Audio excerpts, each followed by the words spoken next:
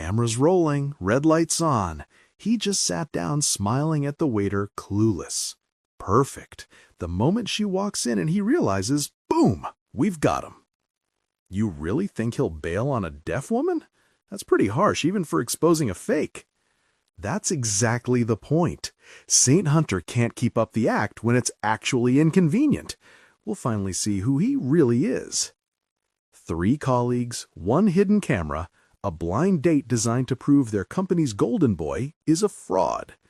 Hunter Lawson built his career on inclusion, on caring, on being the good guy in a cutthroat industry. They were sure it was all a performance. They thought they were setting the perfect trap. They had no idea they were about to capture something that would change everything, just not the way they planned. Before we continue, please tell us, where in the world are you tuning in from? We love seeing how far our stories travel. He's late, Derek muttered, his thumb hovering over the record button. His 2 colleagues, Greg and Tim, leaned closer, eyes fixed on the entrance. Relax, Greg whispered. He'll show. Hunter Lawson doesn't break promises. That's his whole thing, remember? Mr. Perfect, Mr. Nice Guy. Tim snorted. Yeah, well, let's see how nice he is when he realizes what we've set him up with. Derek's jaw tightened. A deaf woman. We told him blonde, 30, named Megan, left out one tiny detail. Think he'll bolt immediately? Tim asked, adjusting his phone angle. Doesn't matter when, Derek said coldly. What matters is we catch it. The moment he realizes, the look on his face, the excuse he makes, whatever, we post it anonymously to the career forum and boom, the CFO sees the real Hunter Lawson. No way he promotes someone capable of that. Greg shifted uncomfortably. You really think he'll be that harsh? Everyone has a breaking point, Derek said. Tonight we find his. Before we continue, please tell us, where in the world are you tuning in from? We love seeing how far our stories travel. At 6:55 p.m., Hunter Lawson pushed through the restaurant doors, his heart hammering against his ribs in a way that felt both terrifying and exhilarating. 4 years. 4 years since he'd done anything remotely like this. The hostess greeted him with a professional smile. Good evening. Do you have a reservation? Meeting someone, actually. Blind date. Her name's Megan, blonde, around 30. Of course, right this way. She led him to a table near the window where amber evening light spilled across white tablecloths. Hunter sat down, his hands restless. He caught his reflection in the window, navy shirt, clean jeans, the face of a man who'd forgotten how to do this. June's voice echoed in his memory from earlier that evening. Daddy, you look handsome. Are you going to marry her? He laughed, kissed her curly brown hair. It's just one date, Bug. Don't get ahead of yourself. But now, sitting here, his daughter's hope felt like a weight on his chest. What was he doing? He'd locked this part of himself away for good reason. June needed stability, not... The door opened. Hunter's breath caught. Megan Smith stepped into the Riverside Grill at exactly 7:02 p.m., her long blonde hair catching the light in a way that made her seem almost ethereal. She wore a simple dress that somehow managed to look both elegant and approachable. Her eyes scanned the restaurant with practiced caution, the look of someone who'd learned to assess situations before fully entering them. The hostess approached, spoke to her. Megan's gaze tracked the woman's lips with intense focus. Then she nodded, responded. Her voice had a particular quality, clear but slightly modulated, the voice of someone who couldn't hear their own volume. From the corner position, Derek hit record. Here we go, he whispered. Hunter stood as Megan approached his table, his instincts firing on multiple levels at once. The way her eyes had tracked the hostess's lips, the slight delay in her response, the careful way she navigated the space. Megan, he said, extending his hand. I'm Hunter. She smiled, genuinely, beautifully, and took his hand. It's so nice to meet you, she said, her eyes focused intently on his mouth as he spoke. In that split second, Understanding crashed over Hunter like a wave. She was deaf. His colleagues had set him up on a blind date with a deaf woman and hadn't bothered to tell him. They told him everything, except that. The realization should have made him angry, and part of him was, but a larger part felt something entirely different. Something that reached back through years of memory to his mother's hands moving through the air, teaching him a language before he could fully speak his own. From the corner booth, Derek leaned forward, a sinister smile curling at the edges of his mouth. His phone was already recording, held steady, as he waited, hungry, for the moment Hunter would crack, the moment the mask would finally rip away. Of course he'd reject her, cruelly, publicly. He'd lash out, storm off, leaving her sitting there in humiliation, and when he did, they'd have the proof they'd been praying for. Instead, Hunter smiled, soft, steady, unwavering. He stepped forward, pulled out Megan's chair with a gentleness that made her pause, and then, as she sat, he lifted his hands. His fingers moved with effortless grace, fluent and warm, each sign slicing through the silence like a miracle Megan never expected. "It's wonderful to meet you. Thank you for being here." The entire restaurant froze, and in the corner booth, Derek's foe nearly slipped from his grip. "Wait, what is he doing?" Greg breathed, leaning forward so abruptly he almost knocked over his water glass. Are those sign language?" Derek finished, his voice hollow. "He knows sign language." Megan's entire body went still. Her eyes, those careful, guarded eyes that had learned to expect disappointment, went impossibly wide. Her mouth formed a perfect O of absolute shock. For 3 full seconds, she simply stared at his hands, then at his face, then back at his hands, as if she couldn't quite believe what she was seeing. Her own hands flew up, trembling slightly. "You know sign language?" "My mother was deaf," Hunter signed back, settling into his chair with an ease that spoke of decades of practice.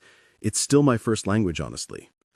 Megan's hands dropped to the table. She pressed them flat against the white tablecloth as if she needed to ground herself. When she looked up at him, her eyes were glistening with something between disbelief and overwhelming relief.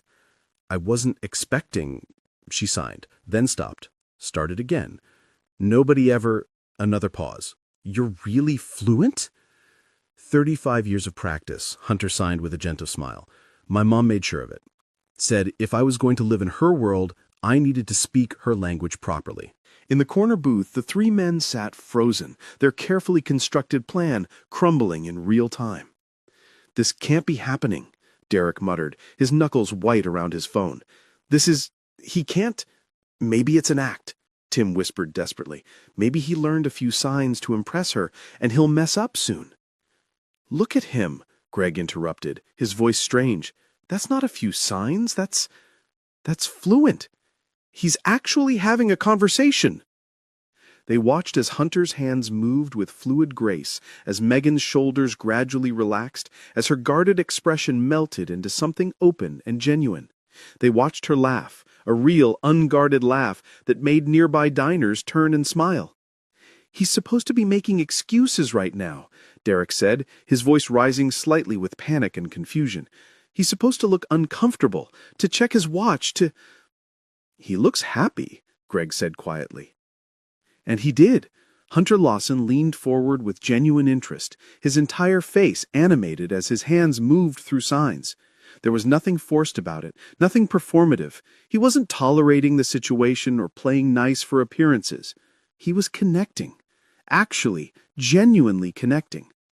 "Keep recording," Derek ordered, though his voice had lost its earlier conviction. "Maybe he's just wait. Everyone cracks eventually."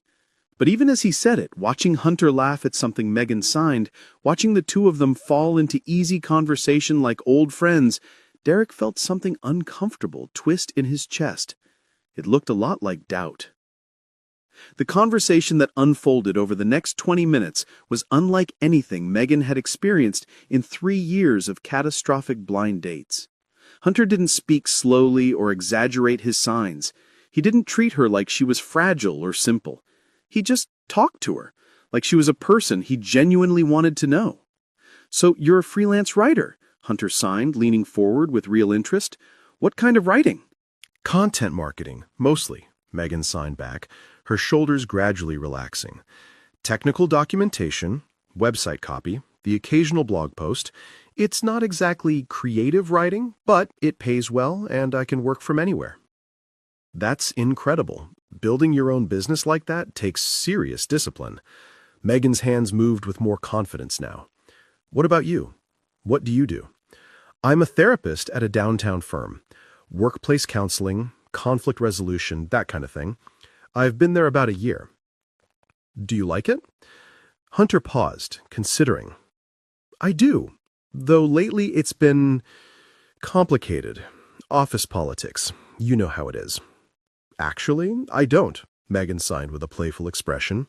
One of the perks of working from home, my biggest office politics issue is whether the cat gets to sit on my keyboard. Hunter laughed, a real, genuine laugh that made several nearby diners glance over with smiles. Okay, you win. That sounds infinitely better than my current situation. A server approached to take their order. Hunter smoothly transitioned to speaking aloud for the server while simultaneously signing for Megan, translating the specials without her having to ask. It was such a natural, considerate gesture that Megan felt something crack open in her chest, something that had been closed for a long time. You have a daughter, Megan signed after their food arrived, her expression thoughtful. Most men don't mention their kids on first dates until at least date 3. Hunter's face softened in a way that transformed his entire appearance. Her name's June. She's 7, obsessed with volcanoes, and currently convinced that our cat is secretly plotting world domination. She sounds amazing. She is. She's the best thing that ever happened to me. Hunter's hands moved with such tenderness. And honestly, if someone can't handle that I come as a package deal, better to know now.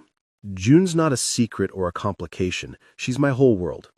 Megan set down her fork, her full attention on him. Your wife? She signed carefully. The question hung in the air between them. Hunter's hands faltered for just a moment, the first time all evening he'd hesitated. When he continued, his signs were slower, weighted with old grief. She passed away 4 years ago. June was 3. It was a heart condition nobody knew about, not even her. One day Sophia was planning June's birthday party, and 3 days later, he stopped, started again. I've spent 4 years learning how to be both parents, learning to braid hair from YouTube, learning that princess movies can actually be pretty good if you watch them 60 times. He attempted a smile, but it didn't quite reach his eyes. I locked myself away from anything relationship-related after that. Told myself June needed stability, routine, just her and me. This is actually the first date I've been on since. My daughter kept asking why I never did anything fun anymore, and I realized I didn't have a good answer. Megan reached across the table, not quite touching his hand, but close enough that he could feel the warmth of her intention. Her eyes held such gentle understanding. I'm so sorry, she signed. That must have been incredibly hard. Still is, I imagine. It was. It is. Hunter looked down at their almost touching hands. But June's taught me something important. You can't hide from life forever just because you're scared of losing again. At some point, you have to choose to live, not just survive. Is that what tonight is? Megan signed, a playful challenge in her expression. Choosing to live? Surprisingly, yes, Hunter signed back, his smile genuine now. You're much better company than my usual Friday night dates with a 7-year-old and whatever animated movie is her current obsession. Megan laughed, a sound that made nearby diners turn and smile, a sound that was unguarded and real. From his surveillance position, Derek's colleagues were growing restless. This is a complete bust, Greg muttered. He's actually enjoying himself. Look at him. Maybe he's just being polite, Tim offered weakly, waiting for the right moment to bail. But even as he said it, none of them believed it. They were watching something they hadn't anticipated. Genuine connection. Real conversation. A man treating a woman with respect and interest, not as a charity case or a cruel punchline. Keep recording, Derek said, though doubt had crept into his voice like water through cracks. By the time dessert arrived, Hunter and Megan had discovered a dozen shared interests. Both loved hiking but were terrible at identifying plants. Both thought pineapple on pizza was a crime against humanity. Both had read the same obscure fantasy series and had passionate opinions about the ending. "Tell me about your mother," Megan signed, her hands moving with careful curiosity. "What was she like?" Hunter's expression grew tender, distant with memory. "Fierce. That's the word that always comes to mind. She refused to let anyone make her feel less than because she couldn't hear. She worked as a teacher at a school for deaf children, and she was absolutely beloved. Students would come back years later just to visit her. She sounds wonderful." She was. She taught me that disability isn't weakness or limitation. It's just a different way of experiencing the world. She also made the best chocolate chip cookies in existence. I could win any argument without saying a single word. Megan's hands moved slowly. "She would have been proud of you. The way you signed tonight, the respect in it, that came from her." "I hope so." Hunter paused. Then his hands moved with careful deliberation. "Megan, I need to tell you something. I didn't know why my colleagues were so eager to set up this date, but about halfway through dinner, I noticed them." He gestured subtly toward the corner booth. "3 guys from my office. And they've been recording us." Megan's hands stilled. Her face flickered through emotions. Confusion, hurt, dawning understanding, then something harder. Anger. "Recording us," she signed sharply. "I think this was meant to be some kind of test," Hunter signed, his jaw tight. "There's a promotion at stake. They wanted to see if I'd—" He couldn't quite finish the thought. "If you'd be decent to the disabled girl," Megan signed, her hands cutting through the air with barely contained fury. "Yes." For a long moment, Megan didn't sign anything. She just looked at Hunter, her eyes searching his face for something— truth, maybe, or proof that he was different from every other disappointment. "I've been on 17 blind dates in the past 3 years, she finally signed, each movement weighted with exhausted resignation. 17 times I've watched men's faces change when they realize I'm deaf. Some leave immediately, at least they're honest. Some stay out of pity, which is worse. Some treat me like I'm fragile or simple-minded, speaking loudly and slowly like I'm a child." Her hands trembled slightly. "You're the first one who just treated me like me. Like I'm just a person you wanted to know. Not a disability, not a charity case, not a test." She looked toward the corner booth, then back at Hunter. "So what now? Was this real, or was I just part of their game?" Hunter's hands moved with absolute conviction.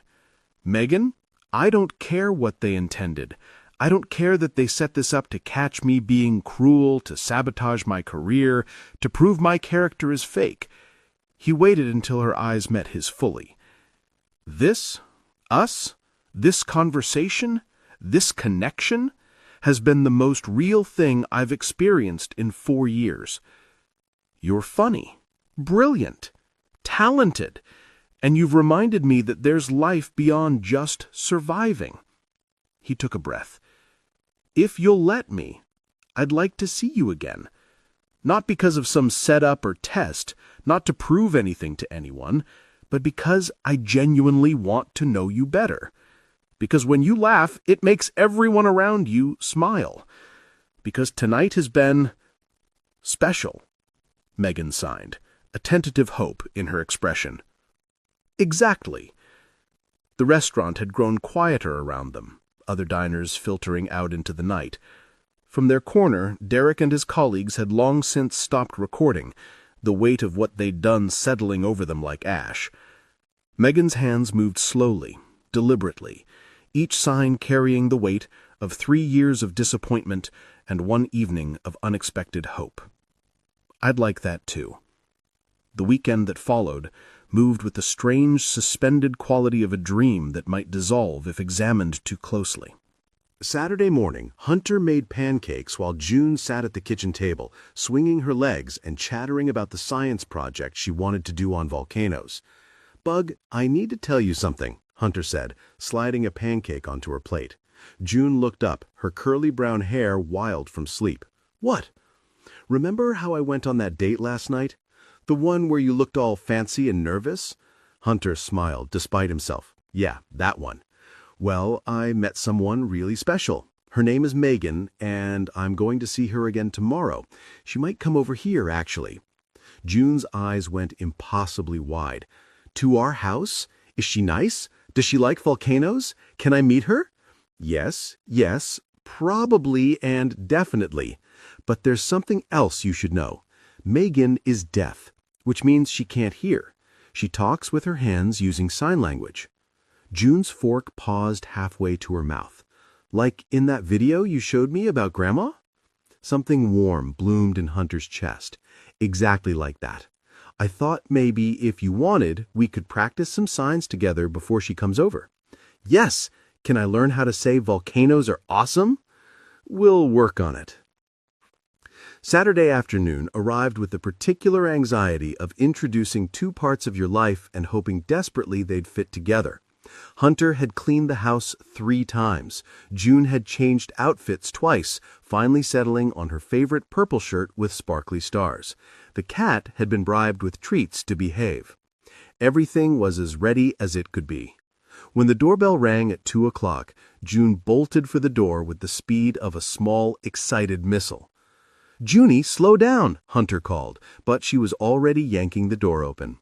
Megan stood on the porch holding a small bag and wearing jeans and a soft yellow sweater that made her look warm and approachable.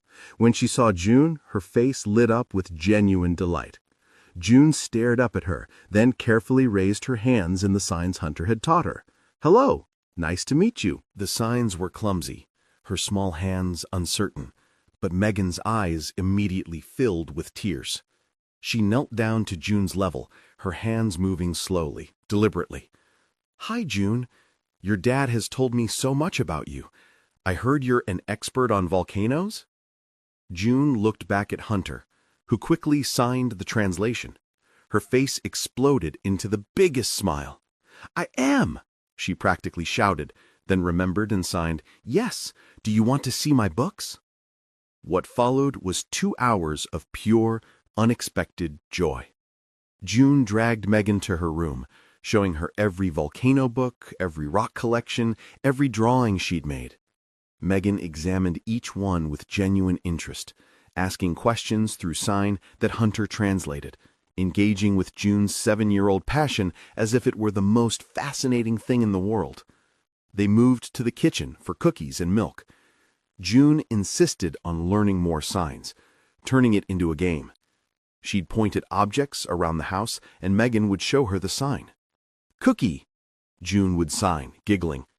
"Table," she'd sign next, her small hands moving with increasing confidence. When June accidentally signed bathroom instead of butterfly, all 3 of them dissolved into laughter, the kind that comes from pure happiness, untouched by cynicism or fear. At one point, June needed to use the actual bathroom. The moment she left, Megan turned to Hunter, her hands moving with emotion. "She's incredible," she signed. "You've done such a beautiful job with her." Some days I feel like I'm barely keeping it together, like I'm one forgotten permission slip away from being a complete disaster as a parent. "You're not," Megan signed firmly. "She's confident, curious, kind, and so full of love.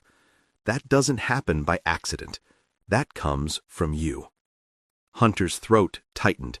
He hadn't realized how badly he'd needed to hear that.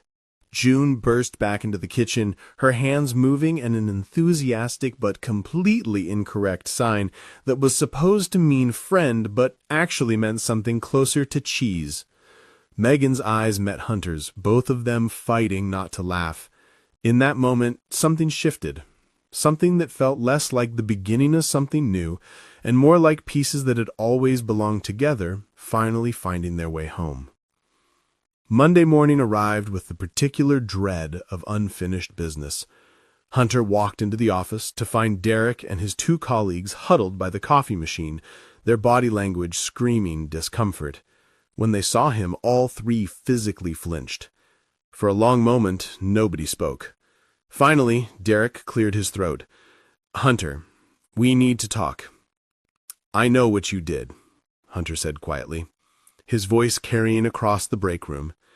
The confession came tumbling out like water through a broken dam. The promotion rumors, the insider information, the resentment that he, a newcomer of barely 12 months, was being considered for head therapist over people who'd been there for years. The bet. The plan to record his reaction to being set up with a disabled woman, to post it anonymously to the career forum, to destroy his reputation before the CFO could make the promotion official. "We thought," Derek's voice cracked, "we thought you were faking. The kindness, the work ethic, all of it. We thought it was an act to make yourself look good. So you decided to test me," Hunter said flatly. "Yes. And we were wrong. About everything."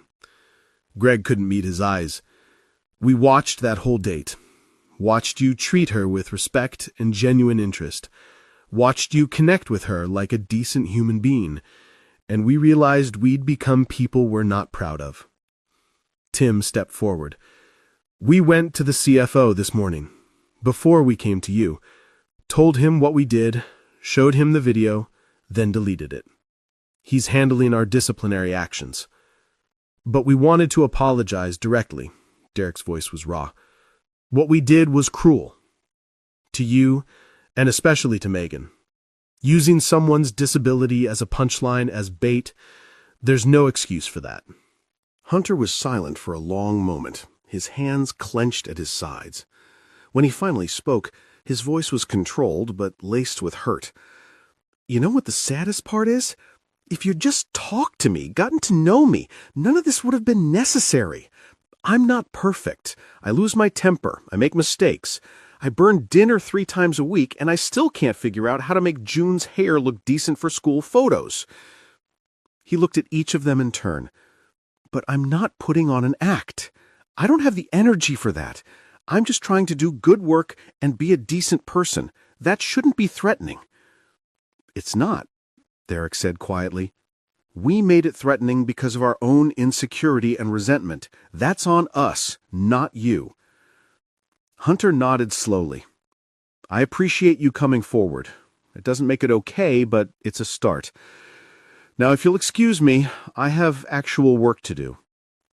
He poured his coffee and walked away, leaving 3 men to sit with the consequences of their choices. 2 weeks later, the promotion came through. Head therapist, significant raise, expanded responsibilities, an office with an actual window. But what mattered most to Hunter was the text waiting on his phone when he walked out of the CFO's office. "Congratulations. June and I are so proud. Dinner tonight to celebrate? I'll bring the non-pineapple pizza. Megan." Hunter smiled, his thumb hovering over the reply button. 4 years ago, he'd thought his story was finished, that he'd spend the rest of his life as just June's dad, going through the motions, surviving but not truly living. He'd been so wrong. He typed back, "It's a date. See you at 6. 6 months later, the Riverside Grill had become their place. Hunter and Megan sat at the same table where they'd first met, June wedged between them, her small hands moving through the sign for family with increasing confidence. "Again," June demanded, her curly hair bouncing. "I want to get it perfect." Megan guided her hands through the sign with endless patience, her face soft with affection. Hunter watched them, his heart so full it physically ached. But this time, the ache was good. It was the ache of healing, of something broken being carefully rebuilt into a new shape.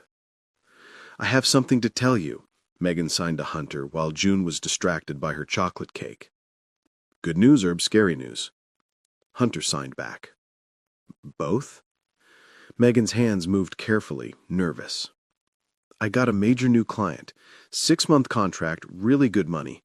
They want me to take an office space downtown for in-person meetings. Megan, that's incredible. It's terrifying, she signed honestly. I've been remote for so long, it feels safe, controlled. But I think I'm ready to put myself out there more, to be visible, to stop hiding. Hunter understood what she wasn't saying, that 6 months ago she'd been on her last blind date, resigned to isolation. Now she was choosing risk, choosing life. I'm so proud of you, he signed. And if you need someone to help move office furniture or bring coffee during long workdays, I know a guy. Oh, really? Is he single? Definitely not, Hunter signed, grinning. He's very happily taken by an incredible woman who is teaching his daughter sign language, who makes June laugh until she can't breathe, and who showed him that second chances at happiness are real. June looked up from her dessert, chocolate smeared across her face, and signed with exaggerated care. Are you guys being mushy again? Both adults laughed, the kind of laughter that comes from pure joy. Megan signed back, very mushy. Is that okay? June pretended to consider it seriously, then signed, I guess it's okay, but only because you're really nice and you don't like pineapple on pizza either. That's very important. As they left the restaurant that evening, Hunter carried June on his shoulders, while Megan walked beside them, her hand finding his. They made quite a picture. The single father who'd learned to parent alone, the daughter who'd lost her mother but found new love, and the woman who'd almost given up before finding connection in the most unexpected place. Derek passed them on the street, heading into the restaurant with his own family. He paused, met Hunter's eyes, and nodded, a gesture of respect and acknowledgement. Hunter nodded back. Some wounds healed with time, some relationships rebuilt stronger, and some mistakes became the foundation for growth. That night, after June was asleep and Megan had returned to her apartment, Hunter stood in his daughter's doorway watching her sleep. She clutched the stuffed volcano Megan had given her, her face peaceful in the soft glow of her nightlight. 1 year and 3 months after that first date, Hunter took Megan and June back to the Riverside Grill. Why are we getting so dressed up? June asked for the 3rd time, smoothing down her navy blue dress. It's just dinner. It's a special dinner, Hunter said, adjusting his tie in the rearview mirror. His hands were shaking slightly, the same nervous energy he'd felt that first night, but amplified 100-fold. In his jacket pocket, a small velvet box pressed against his ribs with every breath. They were seated at their table, the same one where everything had begun. June chattered excitedly about her upcoming science fair project, while Megan smiled, her hands moving through responses that made June giggle. Halfway through dinner, Hunter's phone buzzed. He glanced at it, then signed to Megan. June, can you come here for a second? June's bounced over, and Hunter whispered something in her ear. Her eyes went wide, and she nodded enthusiastically. Megan, June signed carefully, her small hands moving with the precision of months of practice. Can I ask you something important? Megan's brow furrowed with curiosity. Of course, sweetie. June took a deep breath, then signed. Would you like to be part of our family? Like, officially? Forever? Megan's hands froze mid-sign. Her eyes darted to Hunter, who had stood up and moved beside the table. He was lowering himself to one knee, pulling out a small velvet box. The entire restaurant seemed to hold its breath. Hunter's hands moved with trembling emotion as he signed, Megan Smith, you walked into my life when I'd convinced myself I was done living. You saw me, really saw me, and chose to stay. You've taught June that love doesn't have limits. You've shown me that broken things can heal into something even more beautiful. He opened the box, revealing a simple, elegant ring that caught the amber light. I'm not asking you to complete us because we're not incomplete, but I am asking you to choose us every day, the way you've been choosing us for over a year. Will you marry me? Megan's hands flew to her mouth, tears streaming down her face. For a moment she couldn't move, couldn't sign, could only stare at the man kneeling before her and the little girl bouncing excitedly beside him. Then her hands moved, shaking but certain. Yes, yes, yes, I'll marry you. The restaurant erupted in applause. June launched herself at both of them, creating a tangle of arms and laughter and happy tears. Hunter slipped the ring onto Megan's finger, then pulled both his girls close, his heart so full he thought it might burst. 3 months later, Megan stood in a bridal boutique, surrounded by soft, white fabric and the warm chatter of the shop owner. She'd tried on 4 dresses already, but this one, a simple A-line gown with delicate lace sleeves, felt right.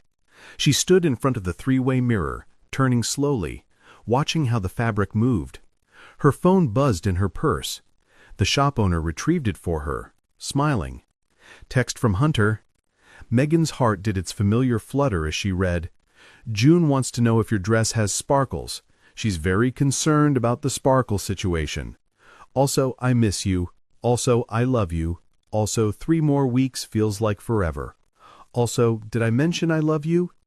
Megan typed back, "Tell June there are sparkles, or sort of. Lace counts, right? Miss you too. Love you more. 3 weeks will fly by. And yes, you mentioned it. Mention it again?" The response came immediately. "I love you. I love you. I love you. See you at home in an hour?" When Megan walked through the door of Hunter's house, their house now really, since she'd moved in 2 months ago, she was immediately ambushed by June. "Did you get a dress? Is it pretty? Does it have sparkles? Can I see pictures?" "No pictures," Megan signed with mock seriousness. "Your dad can't see it until the wedding. It's bad luck." "But I can see it, right?" "Of course you can. You're my maid of honor." June's face lit up like she'd been given the greatest gift in the world. Hunter emerged from the kitchen, still wearing his work shirt but with his tie loosened and sleeves rolled up. He crossed the room and kissed Megan softly, his hand cupping her face with such tenderness it made her chest ache. "Good day?" he signed. "Perfect day," she signed back. "Found the dress." "Yeah?" "Yeah." "Can't wait to see you in it." His eyes held such love, such certainty, that Megan felt tears prick her eyes for the 2nd time that day. "Movie night," June announced, already pulling blankets and pillows onto the couch. "We're watching the volcano documentary I picked." Hunter and Megan exchanged amused glances. A documentary on volcanoes wasn't exactly Megan's idea of relaxing Friday night entertainment, but watching June's enthusiasm made everything worthwhile. They settled onto the couch, June wedged between them, the cat sprawled across all their laps, blankets tangled around their legs. The documentary played on the TV, but none of them were really watching. June kept signing excited comments about lava flows. Hunter's arm stretched across the back of the couch, his fingers occasionally brushing Megan's shoulder. Megan's hand rested on June's curly hair, absently playing with her hair. This, Megan thought, this ordinary, beautiful, perfect moment. A year ago, she'd been on her last blind date, resigned to loneliness, convinced that no one would ever see past her disability to the person underneath. Now she was here, in a home filled with laughter and volcano documentaries, and a man who'd learned sign language from his mother and taught it to his daughter. A man who'd looked at her on that first night and seen not a disability or a test, but simply her. "What are you thinking about?" Hunter signed during a quiet moment when June was absorbed in the TV. "How lucky I am," Megan signed back. "I'm the lucky one." "We're all lucky," June signed, without looking away from the screen, making both adults laugh. The cat purred, the documentary droned on about pyroclastic flows. June's breathing gradually slowed as she dozed off against Megan's side. Hunter's thumb traced gentle circles on Megan's shoulder. Outside, the world continued spinning with all its chaos and cruelty and unexpected kindness.